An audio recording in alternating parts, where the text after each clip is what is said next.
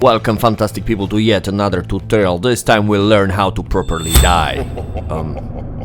How to implement dying and respawning. And if you are patient enough to stay with me until the end of the video, we'll implement one small extra thing. Let's get to it. We'll be modifying our player controller. Create private variable to store collider2D and assign it in the start method. Create a boolean variable that will indicate if the platform movement is enabled or not. Default it to true. Now we scroll to the very bottom and implement the die method. In its first line we assign false to the variable we created a moment ago. In the second we deactivate the collider. Then we create a small method called minijump. In it we modify the vertical velocity of our rigid's body to be half of the jump velocity. This will make our character perform small jump. Now we use this small method in third line of our die method.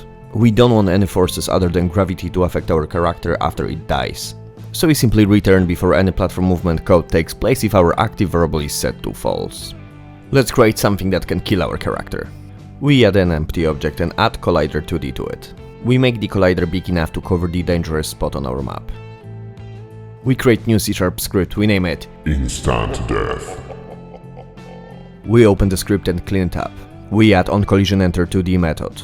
In its first line we try to get the player controller from the collider of the collision. In the second line we check if we actually managed to get something. And if we did, we kill the player, the player's character. And we do that using the method we created before. Let's test it out. Fantastic! Time to implement respawning. In the player controller script introduce new variable of the type vector2. It will store the respawn position. Create public set respawn point method. It should accept the position as a parameter and assign it to our newly created variable. In the start method, set the respawn point to initial character's position.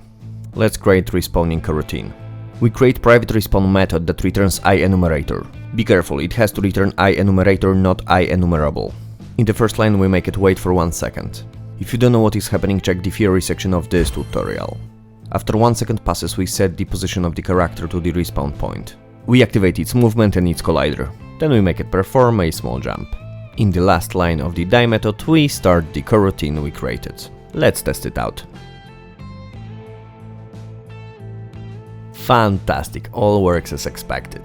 At the beginning of the video I promised we'll implement one thing extra. Before we do that, scroll down to the comment section and let me know what subjects would you like to see covered next. And of course don't forget to like this video and subscribe to my channel.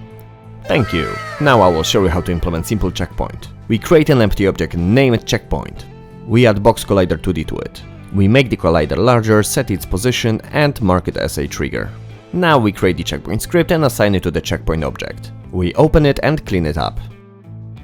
Then we add onTriggerEnter to the method. In the first line we try to get the player controller script from the collider. If we manage to do so, we simply use the setRespawnPoint method and pass the checkpoint position as a parameter. Let's test it out. I think the character could benefit a little bit from double jump. Check this tutorial out to learn how to do it under 1 minute.